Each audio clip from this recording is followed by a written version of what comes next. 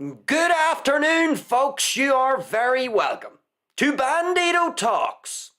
Well, we have got a little tennis special for you folks this afternoon. We are going to be talking about the mighty Novak Djokovic. And for those of you who think that this is going to be some big analysis about Novak Djokovic's tennis game, about the technique of his forehand, about his footwork, how he's able to slide into his backhand, about how his overhead is arguably the weakest part of his game.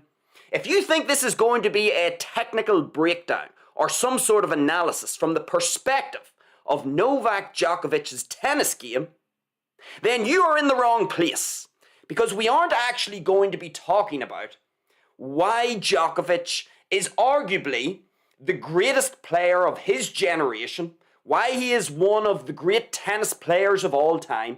There are plenty of tennis YouTube channels that will be able to give you a technical breakdown of Novak Djokovic's game, why he's so great technically, and all of the things that he's accomplished on the tennis court. We are not going to do that on this show. We are going to use Novak Djokovic for a different reason. What did it say on the thumbnail, folks? Were you paying attention to the thumbnail? For goodness sake, folks, greatness beyond tennis. The boys will never learn. Maybe the girls will never learn either. So this isn't some technical breakdown of Novak Djokovic's tennis game, or even his career. Sure, I'll probably touch on it a little. I'll maybe give a few minutes of just talking about Novak, where he stands in the tennis hierarchy. Maybe we'll talk a little about his game, not too much, because we want to talk about Novak Djokovic outside of the tennis court. And there's a specific thing that we are going to talk about with respect to Novak Djokovic. And it has nothing really to do with his tennis or his exploits throughout his career. And it's really important. There are going to be some really, really useful lessons that are going to come out of this analysis of Novak Djokovic. So strap yourselves in, folks. This is going to be a good one. I can feel that. This particular analysis, we're going to touch on some very important stuff here. But before we do, I will remind you to like the stream, folks. If you are joining us live, get down into the live chat.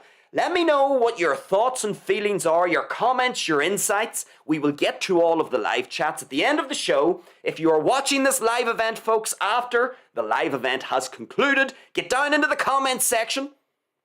Let me know your thoughts about everything that we will talk about with regards to good old Novak. And then finally, folks, if you enjoy what we do here at Bandido Talks, if you find it insightful, interesting, valuable, or useful in some way, then feel free to subscribe to the channel here on YouTube. Of course, folks, not only are we active here on YouTube, we are also active over on Rumble. Use the scrolling black banner below to find out all of the details. You can subscribe to Bandido Talks here on YouTube. You can head over to Rumble.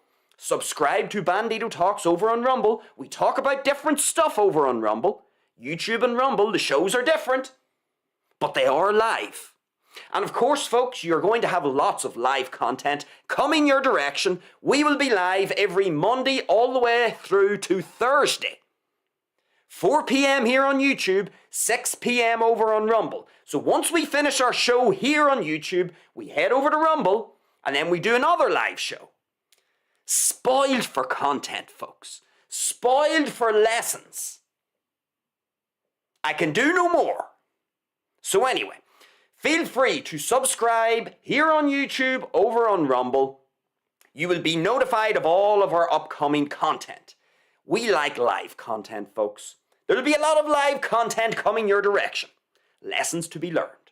So anyway, with all of that out of the road, folks, let us get into this afternoon's show. Novak Djokovic. Now, I'll maybe say just a little bit about Novak Djokovic before we actually get into the main nuts and bolts of our show. Novak Djokovic, folks, he is one of the all-time great tennis players. For those of you who do not know, I'll give a little introduction here, talk briefly about Djokovic in the context of tennis, then we're going to really get into the important lessons that we can learn from Novak Djokovic, not on the court, but off the court, with regards to a specific incident. Ooh, the suspense! So anyway, Novak Djokovic, he is one of the all-time great tennis players. I think a very solid argument could be made that he is the greatest tennis player of his generation.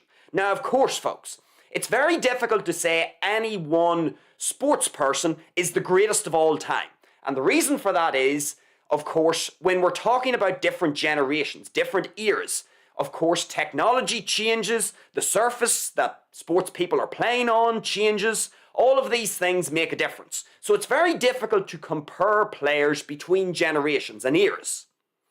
Djokovic is without question one of the all-time greats, so he's on that very select list of all-time greats. There's no question about that. In terms of his own generation, of course, Djokovic has played against and defeated Rafael Nadal, Roger Federer, Andy Murray, Stan Wawrinka, all of these young cubs coming through as well. Djokovic, I think, an easy argument could be made. And I say easy because I actually think the argument is quite straightforward, that he is the greatest of his generation. Now, of course, in tennis we have different surfaces and that can complicate matters a little bit. But I think if we were to sort of draw the camera lens back a bit and just take an overall view of Novak Djokovic against his relative others within his era, Roger Federer, Rafael Nadal, Andy Murray, Stan Wawrinka, Juan Martín del Potro. All of these guys, I think when you would just overall look at it, the head-to-head records he has with all of these different competitors in his era, he has a winning head-to-head against them all, I believe. Again, when we would look at the amount of titles won and Grand Slams won and the distribution of titles and Grand Slams across all surfaces, the head-to-head specifically from surface to surface, I think when you would look at all of this, again, who has won the most whenever they've played in finals, Djokovic pretty much comes out on top of most statistics when it comes to his era. And I think technically as well, his game is probably the best technical game compared to Federer, Nadal, Murray, all of these guys. Now, do I think Djokovic has the same flair as Roger Federer? No. I think Federer's game is smoother. Maybe is smoother the right word? It's more elegant, Federer's game. It's nicer on the eye. And Federer's game has more variety compared to Djokovic's game. So I think if you want to make the argument that Djokovic isn't the prettiest player, he doesn't have the prettiest game, then fair enough. I don't think he comes out on top of that argument. Federer would defeat him there when it would come to analysing all of these competitors from that perspective. Elegance and artistry and all of that sort of stuff. Variety in terms of how many tools they have at their disposal. But in terms of just raw numbers, achievement, head-to-heads against his relative others in his era, I think it's an easy enough argument from my perspective to say that Djokovic is probably the best of his generation. I think he's better than Nadal, better than Federer, better than Murray, better than all those guys. I think overall, I understand that from surface to surface, outdoor hard court, indoor hard court, clay, grass, I know there's going to be some variation according to the surface. That's true. Which makes things a little more difficult to work out. But I think overall, when we would look at just how technically brilliant Djokovic is, how solid his entire game is, and then how well he has competed against all of his competitors in his era, he has defeated them on all their favourite surfaces, he has an overall winning head-to-head, he has won more things than them. So I think Djokovic is probably the greatest of his generation, and he is of course one of the all-time greats. So that's sort of a summary of Novak Djokovic. A summary or just a brief introduction. All you really need to know, if you don't know a lot about him, he's one of the great all-time tennis players. And he has one of the most solid baseline games that the world of tennis has ever seen. He's like a wall. He just refuses to make unforced errors. His agility, his flexibility on the court is phenomenal. He's able to slide in. He sort of pioneered this new type of shot where you slide in with a double-handed backhand. He actually slides into the shot, even on a hard court. It doesn't matter whether it's a hard court, grass, obviously you can slide on clay, but he pioneered this new shot. Super solid baseline game. Really doesn't make any cheap, easy errors whenever he's playing. He's very difficult to break down. He's got a phenomenal engine, phenomenal fitness, phenomenal flexibility. His ability to just keep the rally going and going and going and grind down the opponent. If he wants to, he can be super aggressive and super accurate. He's got great depth on his ground strokes. That's one of the defining features of Novak Djokovic's game. The depth. He makes it very difficult for the opponent to stand on the baseline. He pushes the opponent back because of the depth of his ground strokes. All of these things just make Djokovic's game, in my opinion, superior to all of his other competitors in his era. As I've said, I don't think he has the most aesthetically pleasing game. I think he is really good to watch, but he's not the most aesthetically pleasing. I think Federer is by far and away the most elegant, the most artistic, and the nicest to watch. He has the most variety in his game. Federer has the most variety. But Djokovic, I think if we're just talking about who is just the most solid, the most technically brilliant game, an iron mind. That's another thing about Novak Djokovic. And that is going to be our segue here to the rest of the show. On the tennis court, one of the defining characteristics of Novak Djokovic was his mind. And is his mind, because he's still playing. Now, of course, he's getting older. He's 38 years of age. And he's now getting it more difficult to compete with the top two players in the world, Carlos Alcaraz and Jannik Sinner. Fair enough, he's struggling to compete with them young guns at 38 years of age. He can pretty much beat everybody else on the planet still, but yes, he does struggle with those top two guys in the world. Everybody does. But a defining feature of the Novak, or characteristic of Novak Djokovic, is his mind. Iron mind. When he is on the court, and the crowd is against him. And whenever Djokovic would play against Federer, when he would play against Nadal, the crowd was always in favour of Nadal and Federer. Everybody always wanted Djokovic to lose. The crowd was always supporting the person who Djokovic was competing against. And so Djokovic demonstrated throughout his career, especially from 2011 onwards, that's where he really started to shoot through the stratosphere in terms of just how brilliant he got at the game of tennis. But it was his mind. His mind was one of those defining characteristics of his game. And Djokovic, despite having many stadiums of supporters against him, not only did it not derail him, not only did it not make him play poorly, it made him play better. As hard as that is to believe, whenever Djokovic would play against Federer, that was the best example of this. Everybody wanted Federer to beat Djokovic. It didn't matter whether it was at the Australian Open, French Open, Wimbledon, US Open, any other tournament on the planet. Whenever Federer played Djokovic, everybody wanted Federer to beat Djokovic. Pretty much everyone. I would nearly go as far to say as 90% of the entire stadium and probably the viewing public wanted Federer to beat Djokovic. And whenever the crowd would turn against Djokovic and start to try to put him off, start calling out whenever he was in the middle of his serve, start making noise, trying to agitate Djokovic, shouting abuse at Djokovic, the crowd would really get on his back. And do you know what that made Djokovic do? It made him play even better. He played even better, and that really pissed the crowd off. And so when Djokovic would play even better, the crowd would get even more vociferous in their support of Federer or some other player, like Nadal. And the more the crowd went against Djokovic, the better Djokovic got, the better he played. This is a phenomenal characteristic of Novak Djokovic. Not only was the crowd against him, and not only was the crowd trying to derail him, trying to put him off, trying to give his opponent a competitive advantage, the crowd's support, it actually made Djokovic play better. It made him focus more.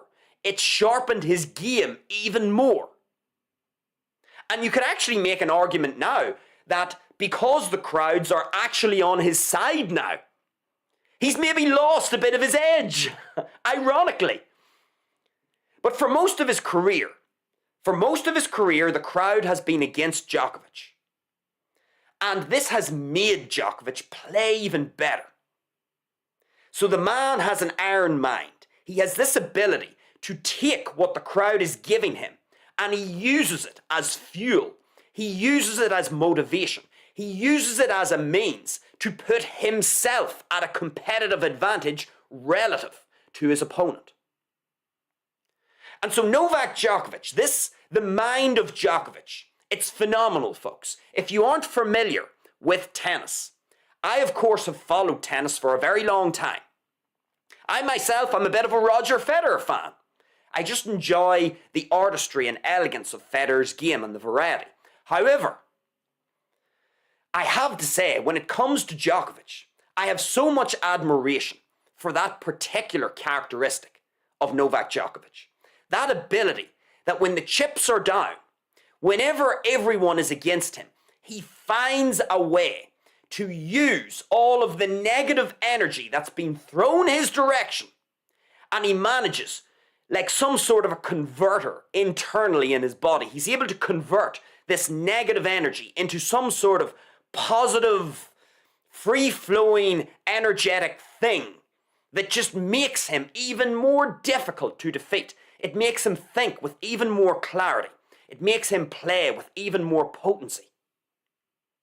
And throughout Djokovic's career, this has been a defining characteristic of his game. Aside from the technical brilliance of Djokovic, and just how unbelievably solid he is from the baseline, this mental capacity for him to overcome the odds, to use the negative that's been thrown his direction and sort of take it and convert it into something that he can utilize to enhance his own performance and make him even more competitive. It's a phenomenal thing, and it happened over and over and over again in his career. It's not as if it was a flash in the pan. He would always be the second favourite in a match, especially against Nadal and Federer. And of course, Djokovic, Nadal and Federer played against each other so much. But the mind, Djokovic's mind, I think he had the most phenomenal mind in all of tennis. Now, some people will disagree with that, but I honestly do. I think when Djokovic was really in that prime period from 2011 to, let's say, 2023 maybe, 2022, that big long spell, 11, 12 years, the man was just a machine. And he was able to just take all of the negativity and it made him better. Phenomenal. Now, why am I labouring on this point about Djokovic's psychology, about his mind? Well, not only did he have an iron mind on the court, as I've already explained, he has an iron mind off the court. And we're going to talk about something here because, as I've said, this isn't a show where we're going to break down Novak Djokovic's greatness from the perspective of his tennis game. Yes, I'm going to lay out here just a few bits and pieces to sort of introduce who Djokovic is in case you don't know. I want to give you some sort of a feel for the person that we have on our hands. But now that we've done that, and I'm sort of labouring this point about Djokovic's mind, and I've made the statement that not only did Djokovic have this iron mind on the court, he had this iron mind off the court. And we got to witness this through a specific event. I'm going to call it an event because, of course, certain platforms are a little touchy. Excuse me. Certain platforms are a little touchy whenever we use certain words. So I'm going to call it the event that happened in 2020. For those of you who know what I'm referring to, good.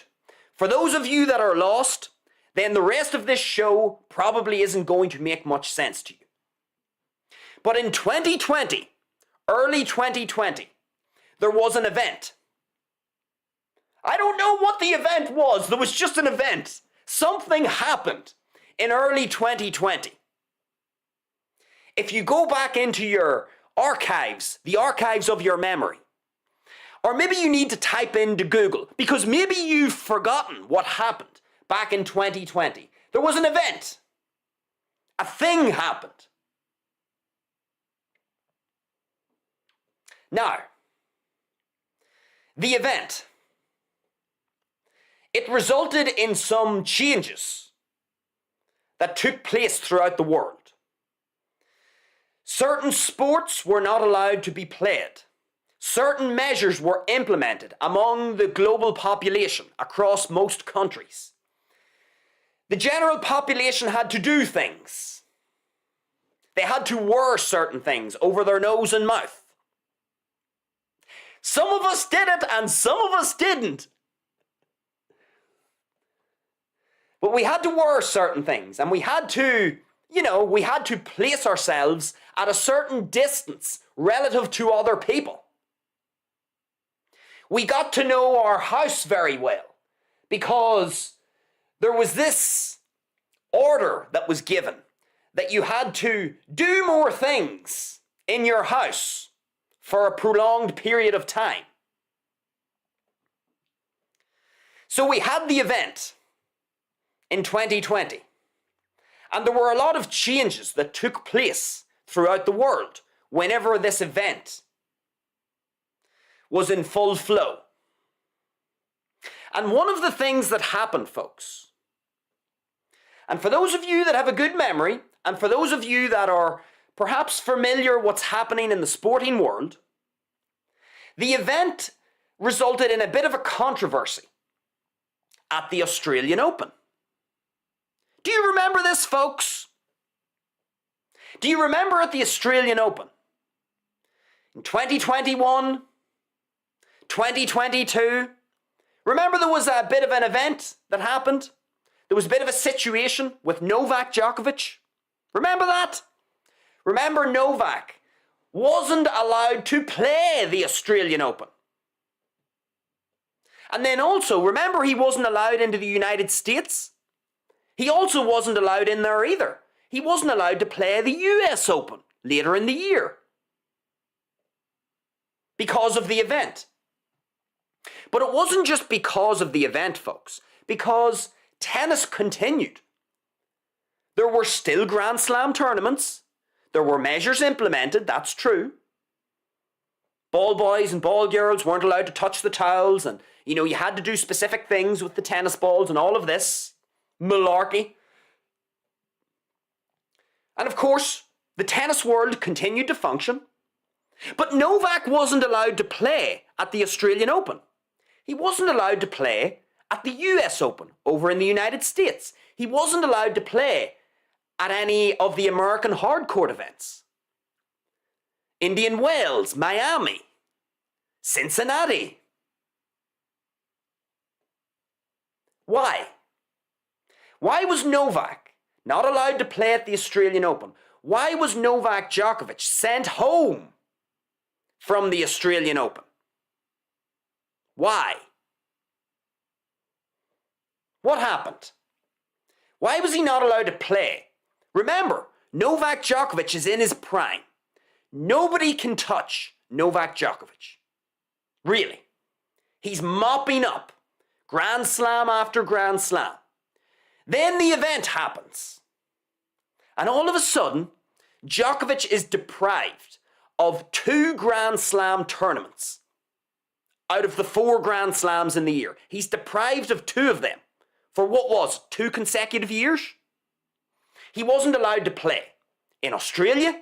He wasn't allowed to play at any US-based tennis event. Why? Well, folks, as you'll remember, for those of you that have a good memory, of course, when the event happened in 2020, do you remember that there was a big push for people to get a certain thing put into their body? Do you remember that? You know the way we have these things in hospitals? They're these little short, pointy things, sharp, pointy things. And, you know, they sort of pierce your skin. And during the event, people were encouraged to use these little sharp, pointy things so that stuff could be put into their body. And of course, if you wanted to travel during the event, or during the early stages of the event, you needed to use the sharp, pointy thing in the hospital, and you needed to use that so that a certain thing could be put into your body. Now, of course, because people are people, and people are mostly sheep, they are sheep. They're going around on autopilot. They aren't thinking. They are afraid of offending people. Or people are impatient. And so most people ended up having this thing be put into their body. Most people agreed, and they said, sure, I'll take that thing, that experimental thing, and I'll put it into my body because it's going to allow me to travel. And it'll mean that I'll get to play at the Australian Open. It'll mean that I get to travel to the United States. It'll mean that I'll get to travel in general. And so most people took the experimental thing. Except Novak Djokovic. Pretty much every professional tennis player got the experimental thing. And so they were all allowed to go to the Australian Open. They were all allowed to travel to the US. They were allowed to go wherever they wanted. Except Novak. And of course, what happened?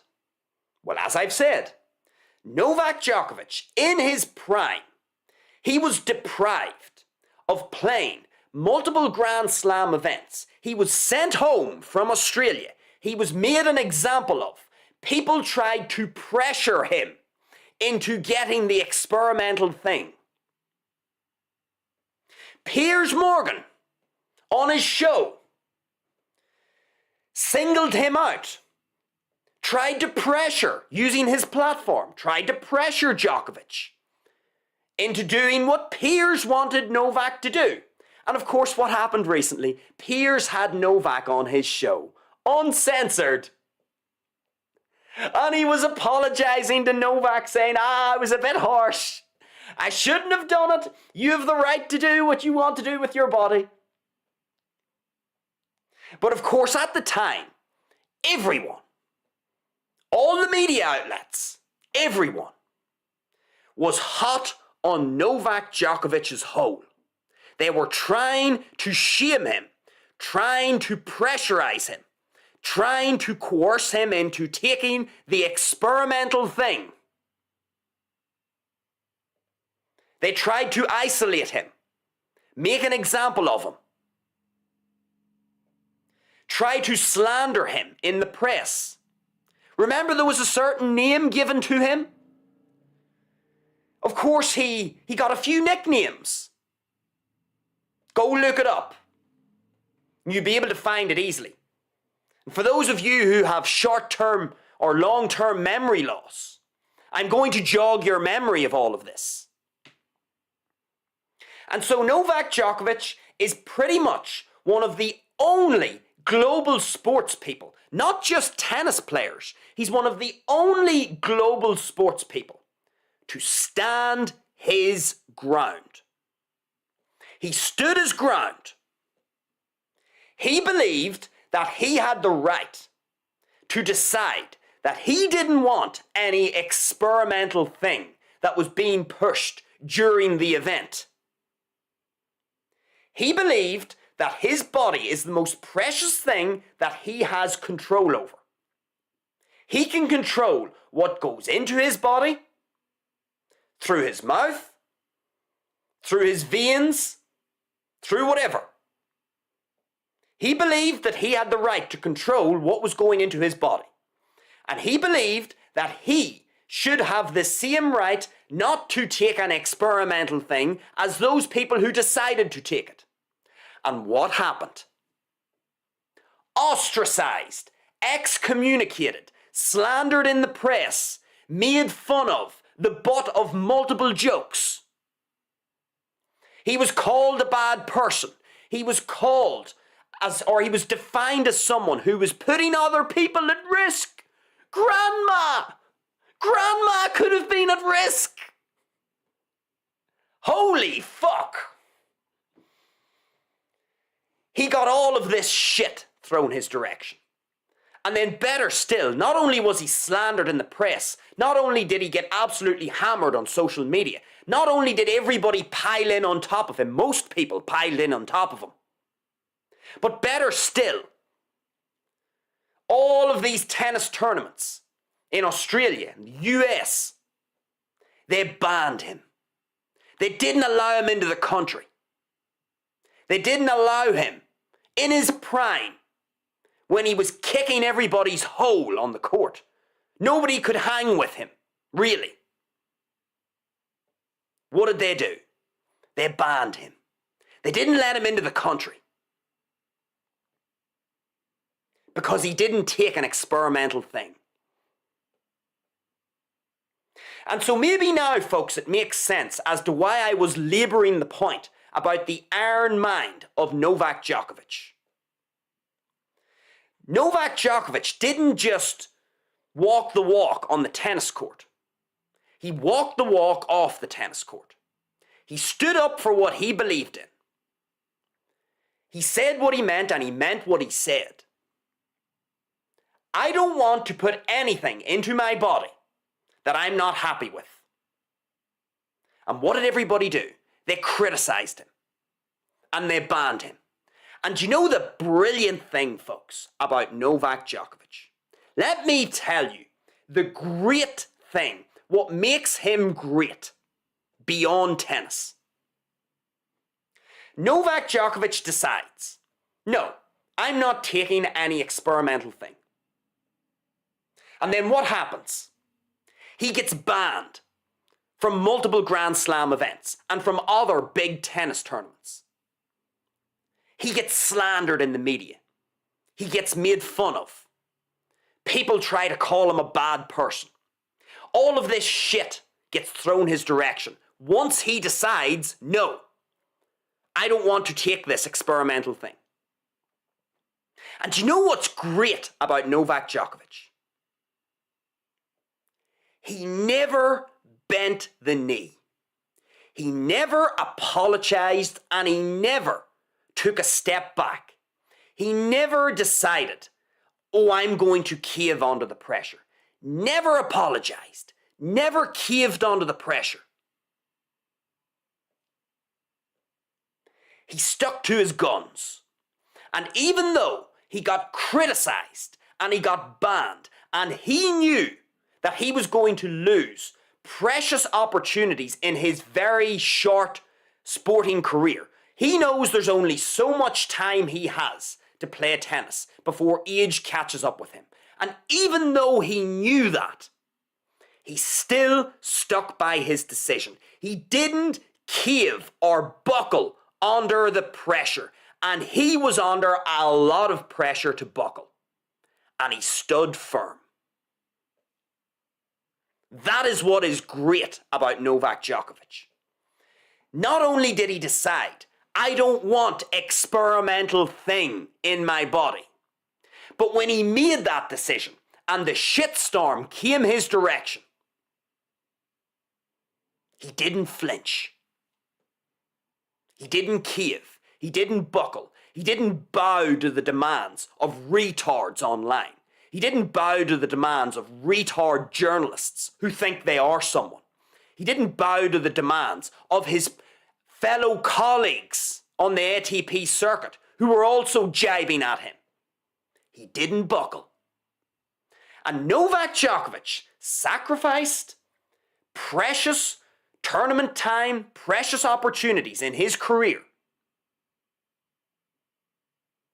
And that's the brilliance and the greatness about Novak Djokovic. And it tells you something about the man. It tells you something about the fact that he never buckled. He believed in something. And he took all the shit that was thrown his direction. And he stood firm. Why? What's the big lesson here, folks? Because during the event, and whenever the experimental thing was being heavily promoted, of course now, folks, did something magic happen? I mean, where did the event go to? Did something magical happen in 2023? It just, whoo, it was gone like a fart in the wind. All of a sudden, oh, it's fine, you can all travel again. Oh, you don't need any experimental thing. No, you can all travel again. Which calls into question, did you even need it in the first place? Of course, Novak, during the event, and under all of this pressure to buckle, he did no such thing. And there's a big, big lesson in this, folks. On the internet nowadays, folks, the term sellout is probably overused. It's like most words. It gets overused. But when we go through this life, folks, what does a sellout mean? A sellout means you cheat yourself. You don't stick by what you truly believe. In other words, you believe one thing, but because certain other people want you to say or believe another thing, you literally sell yourself out. You literally forget or you selectively choose to ignore what it is that you care about most in this world, and you decide to bow to the demands of other people. To your detriment. And so Novak Djokovic was faced with this dilemma. What do I do? Do I sacrifice my career or part of my career and give up some key opportunities? Or do I buckle under the pressure and just do what everybody else does? He had that decision to make. And here's what we can learn from this.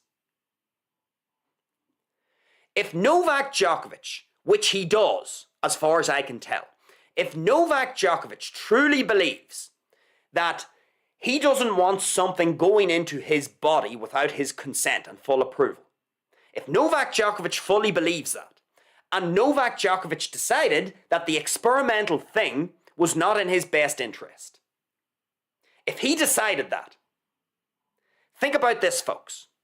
Imagine Novak Djokovic knows. Imagine he knew that he didn't want to take the experimental thing.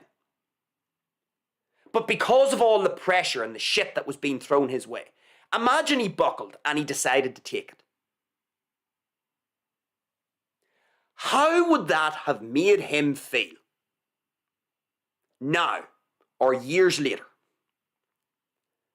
Would he be able to look himself in the mirror and say, you know what? You're a man with integrity. Would he have been able to say that? No, he wouldn't have. If Novak Djokovic truly believed that the experimental thing was not in his best interests, and he went and took it anyway, just because idiots online, retards online were typing comments and retard journalists in the media were giving their worthless opinion. And because retard doctors were giving their worthless opinion as well. Imagine Djokovic had have buckled under the pressure. How would he feel now? When he would stare at himself, when he would stare at his reflection, what do you think he would feel? Would he feel pride in himself?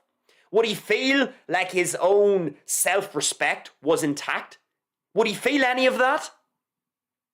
No, he wouldn't. He'd feel like he was a sellout. A sellout being someone that believes one thing, but even though they believe it, and it's an issue that's close to their own heart, even though they believe in something, they just do what other people want them to do because there's some other social pressure or reasoning. And they don't have the bollocks to basically stand their ground and maintain their own self-respect. That's what a sellout would do, would throw their own self-respect out the window. Because if you believe in something, and it's not law that you have to do it, you're not breaking any law,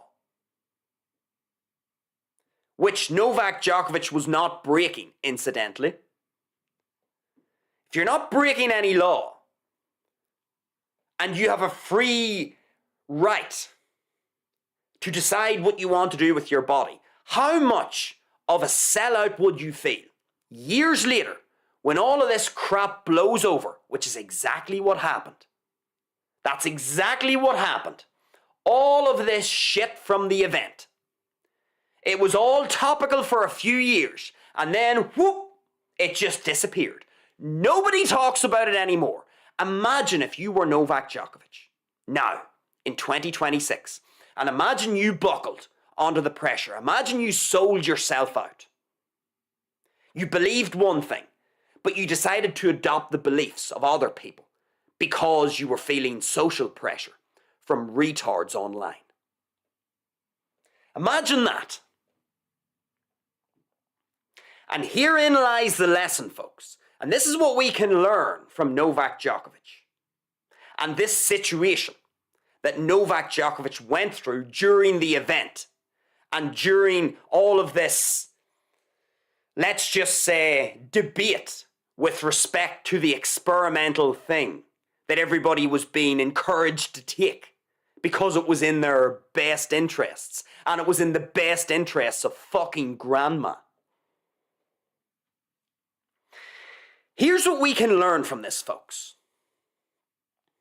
When you go through this life, one thing that you want to do is you want to maintain your own self-respect. You want to earn your own pride in your actions. In other words, you want to make sure that you maintain your self-esteem where it should be. What is self-esteem, folks? Self-esteem is basically a way for saying pride. It's the pride you feel in yourself, the respect that you have for yourself. If you have high self-esteem, then that means you have a very significant feeling of pride in who it is that you are. In other words, you have a lot of respect for yourself. You respect your own actions. You respect your own being. You've maintained, or you have a high level of self-respect. We want to have this, folks, as we go throughout our life. We always want to make sure that we are maintaining this very positive internal relationship with ourselves. We want to be doing things that allow us to earn our own self-respect. Now, I know it's very nice, isn't it, folks, whenever you earn respect from other people, when you earn somebody else's admiration. That's a very nice feeling.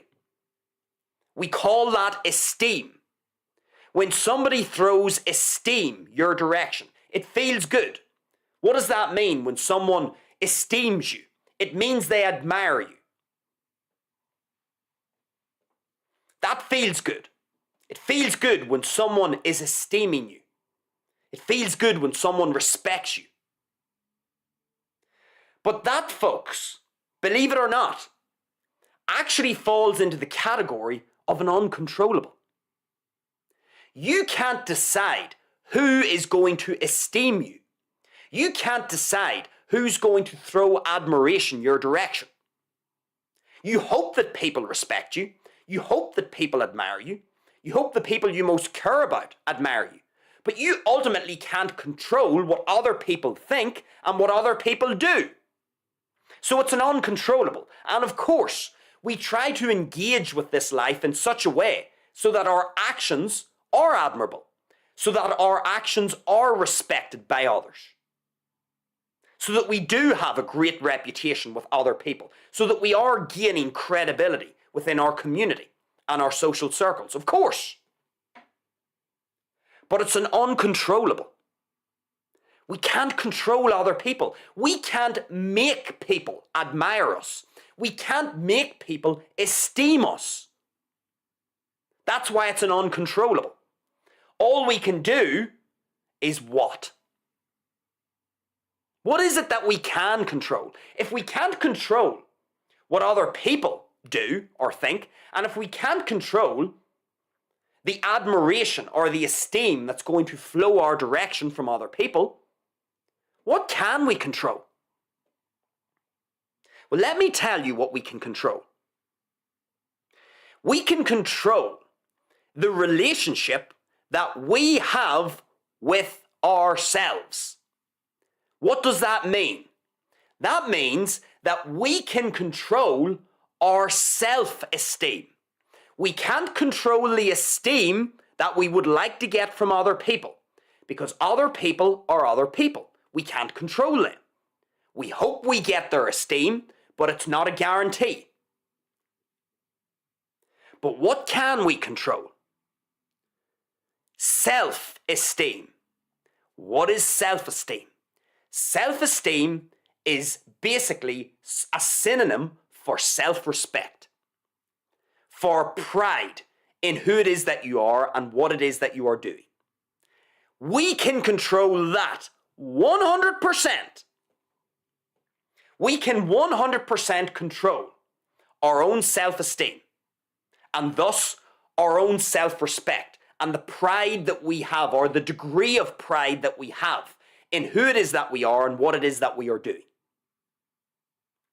How is it, folks, that you ensure that your self-esteem is as high as it should be? How is it that self-esteem is a controllable? Let me tell you how. All that you need to do to ensure that your self-esteem, self-respect, and pride in your actions and who it is that you are fully replenished and fully topped up and fully maxed out. How do you do this? You give your absolute best in life, and you give your best effort no matter what it is that you do, and you never sell out to yourself. Because if you sell out, that is a surefire way to lose your own self-respect and thus your own self-esteem. And this is what we can learn from Novak Djokovic and everything that he went through during the event and all the crap that was thrown his direction. What Novak Djokovic did, and it was absolutely glorious what he did. One of the very few public figures on the planet that actually did this. He believed in something that meant something to him. And intuitively, Novak Djokovic knew, he intuitively knew that if he buckled, bent the knee, and caved to the social pressure, he knew intuitively that in years to come, he would have lost a certain and significant amount of his own self-respect for himself. He would have been, quote, so disappointed in himself. We have that saying, folks, to be disappointed in oneself. What does that mean, to be disappointed in yourself? Well, let me translate. To be disappointed in yourself means you have lost some respect for yourself. In other words, you haven't controlled the controllable. You've sold out in some way. You've sold out yourself. You've sold out your own self-respect. And that is the big lesson that we learn from Novak Djokovic here. In our life, folks, we can't control who is going to give us esteem, who is going to praise us, who is going to admire us, who is going to enhance our reputation, who is going to throw credibility our direction. We can't control, folks, the actions and thoughts of other people. We can't make people like us. It's an uncontrollable. But what can we do? Every single day, we can ensure that we have fully stocked up our self-respect and our self-esteem. That is what we can do. We can ensure that our self-respect and self-esteem is as high and maxed out as it can possibly be. And it's so easy to do, folks. You know how you do it? You just give your best. You give your absolute best, give your best effort, and do not sell out. Don't sell yourself out. That's it. Don't lose your own respect. If there's something that you care about in this world, in Novak Djokovic's case, he was perfectly within his legal right not to take any experimental thing. He was breaking no law. It was his right. And he, of course, felt the brunt of the media, of governments across the world. And he was deprived precious time during his very short sporting career, when he was in his prime. But what did Novak Djokovic intuitively understand? He intuitively understood that what I decide to do in this moment is going to have ramifications for me further down the line. And I don't even mean health ramifications. I mean ramifications in terms of his own self-respect for himself. If Novak Djokovic had have decided that I'm just going to buckle and cave under the pressure and sell out what it is that I believe in, and sell out my right to decide not to take any experimental nonsense, if he had have decided not to do that, then guess what? He would be in a position right now where he wouldn't have his own fucking self-respect, and he wouldn't have his own pride intact, because he would feel like a sellout. And that is the big lesson for us, folks. And that is what we can learn here. When we go through this life, focus first and foremost in ensuring that you have your own self-esteem and thus your own self-respect fully intact. This is absolutely critical to ensuring your own psychological well-being throughout this life. You can't control what other people are going to do for you or give you, but you can control your own self-respect. All you have to do is try. Try your best every day and don't sell out. Don't sell out because some retard wants you to do something so that it makes them feel better. Because that's the thing, folks. See, whenever Novak didn't take the experimental thing, it shone a big bright spotlight on all these people that did take it. And it made them sort of second guess. Oopsies! Novak isn't taking it. Why is Novak not taking it? Should I have taken it? Oh no, I'll not have any humility to maybe own up to the fact that maybe I made a mistake and I was psyoped. No, I won't do that. I'll just dig deeper and I'll jibe at Novak, or I'll call him a bad person, or I'll say that he's going to damage grandma's health and that he's not putting the rest of humanity before himself. No, that's what I'll do instead. But Djokovic didn't buckle. And he will always have my absolute admiration and respect for what he did during the event. Because it taught me something interesting, and it can certainly teach us all something interesting.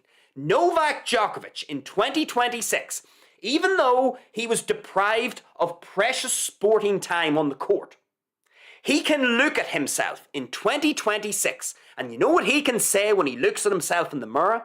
He can say, I didn't sell out. I maintained my full self-respect and self-esteem. I didn't sell out. I stuck to my own beliefs. I didn't allow social pressure or online retards or online journalist retards to sway me.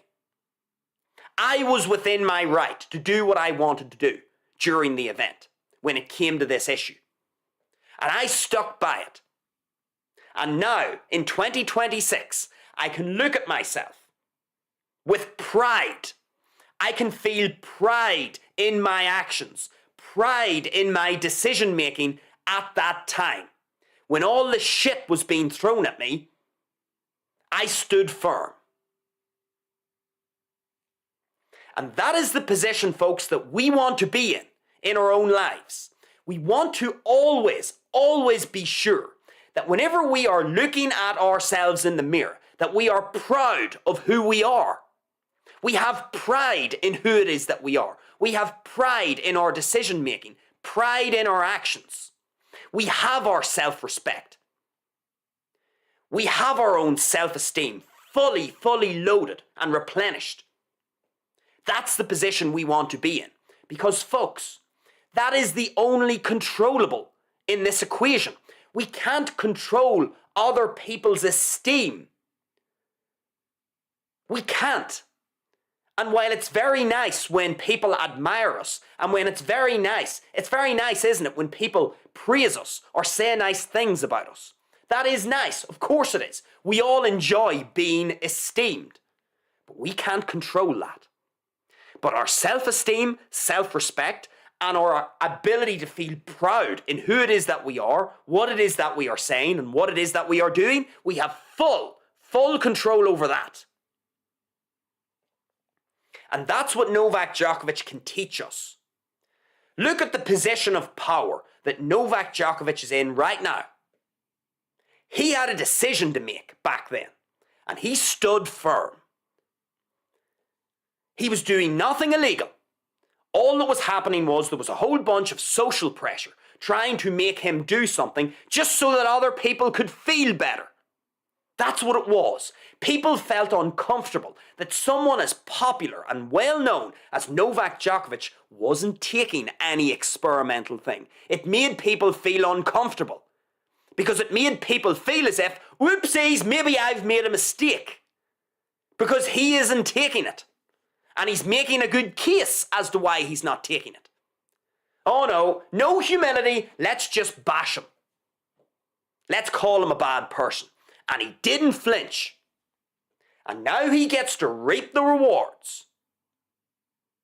He is someone who has earned his own self-respect, his own self-esteem. And Novak Djokovic can be incredibly proud of his decision-making in that period. And that is what we want to do throughout our own life, folks. We want to always look at any circumstance and ask ourselves, am I selling out? Am I selling out? Am I going to sacrifice my own self-respect, self-esteem? Am I going to look at myself with disgust if I go through with this thing? And if you're getting internal feedback, that says, I think if I go through with this, I'm going to feel disgusted at myself. If you're getting that internal feedback of disgust or potential disgust at a potential thing that you're going to do, don't sell out. Don't do it. You will regret doing that, folks. And there's nothing worse than having regrets. You never want to have a regret with anything in your life. You always want to know that you did your absolute best in any given moment, given the information that you had at your disposal. And you always want to make sure that you never sell yourself out.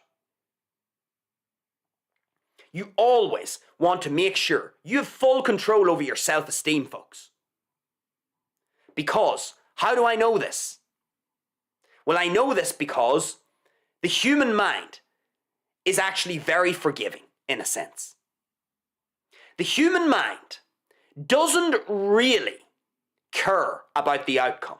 It doesn't really care about the result. Sure, it's nice, isn't it, when we win in life?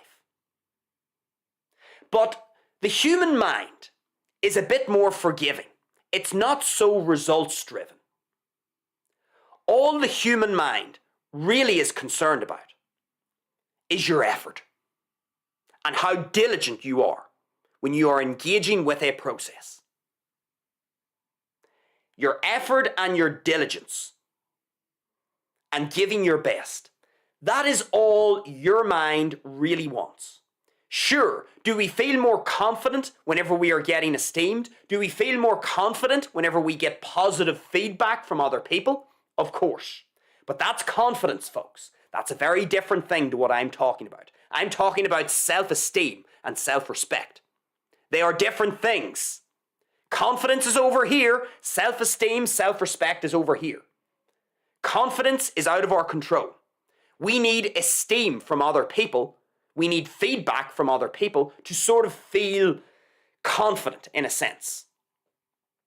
That's how we increase our confidence. We get feedback from our environment. But your self-esteem and self-respect, you don't need results. You don't need feedback from anyone.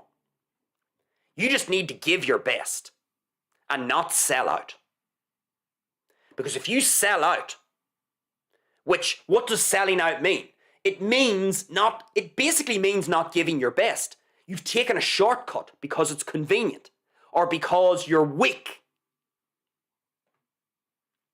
That's why you sell out. Convenience or weakness. And if you sell out, by default, you're not giving your best.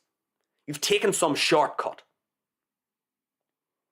And if you do that, if you sell out and don't give your best, then you get a lousy internal feeling. You get a disgust feeling. You feel disgusted at yourself when you do something that you know you shouldn't have done. And what does that lead to? It leads to you losing some of your own self-respect for yourself. And your self-esteem starts to come down. And what then happens? You don't feel good about yourself. You feel depressed. Well, Novak Djokovic has no reason to feel depressed about anything with respect to this incident. And that's what we can learn. We need to make sure that we control a very important controllable here, which is our self-esteem, self-respect. I'm using them interchangeably. Because when we control for that, that means what? What does that mean? It means, folks, that no matter what happens in life, no matter what the result is, no matter what the outcome is, sometimes we win, sometimes we lose. But whenever we control for our own self-esteem and keep our own self-respect intact by not selling out, when we do that, you know what that means? It means that the result or outcome isn't the be-all and end-all. That's what it means. And in the case of Novak Djokovic, he could have very easily taken the experimental thing and the headache would have went away. But what would have happened if he had have sold out in that way? Because that would have been him selling out. That would have been a convenient thing for him to do. It just needed a wee sharp pointy thing that you get at the hospital to pierce his skin and to have some experimental stuff flowing through his body. Super convenient, super easy to do. He could have taken a shortcut. And sure, he would have temporarily got rid of the media problem and all the hate from governments and everything else. Sure. But he would have been landed with a brand new problem. And it would have been a problem that he would never have been able to live with which is selling out and forsaking his own self-respect, essentially sacrificing what it is that he believes in and who it is that he is. He would never recover from that. He would never be able to look himself in the mirror. And we want to get ourselves in this exact same position of power in everything that we do in our life. The uncontrollables, we can't control. We hope that by doing our best and maintaining our self-respect and self-esteem as high as it can be, we hope that that will be enough to secure certain victories in life. And with certain victories and wins in life, we will of course get the esteem that follows. And whenever we get esteem and positive feedback from other people, what will happen? We will get more confident. It's a virtuous cycle. Self-esteem is high because we are trying our best. Our best efforts are getting us some victories in life. With these victories come esteem and praise and positive feedback. That makes us more confident. Then we are continuing to try our best, which leads to more esteem. Virtuous cycle, folks. But notice how it all starts. It all starts with maintaining our self-esteem and self-respect. Not selling out. And that is what we can learn from Novak Djokovic. He didn't sell out. And now he gets to reap the rewards in 2026 and for the rest of his existence because of not selling out in that moment. Because of how he maintained his own self-respect and self-esteem. He can now be proud looking back on his decision-making and his actions. And we want to feel exactly the same way about our own life. We always want to be able to look at ourselves in the mirror and say, I gave my best effort, and I didn't sell out by taking a shortcut and some other convenient way to get rid of a problem. That is selling out. That is literally succumbing to your energy conservation. You don't want to do that. That's going to saddle you with regret. There's nothing wrong. There's nothing worse than having regret in life because you can do nothing about it.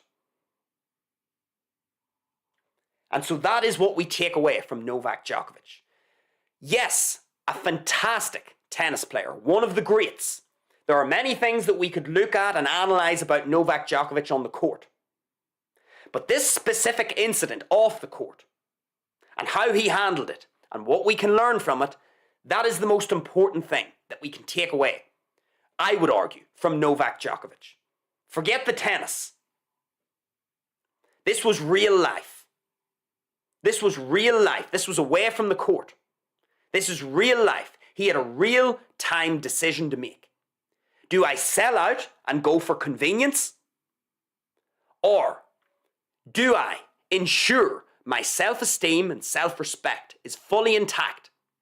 And then whatever the outcome or the result is of me sticking by what I believe in, so be it.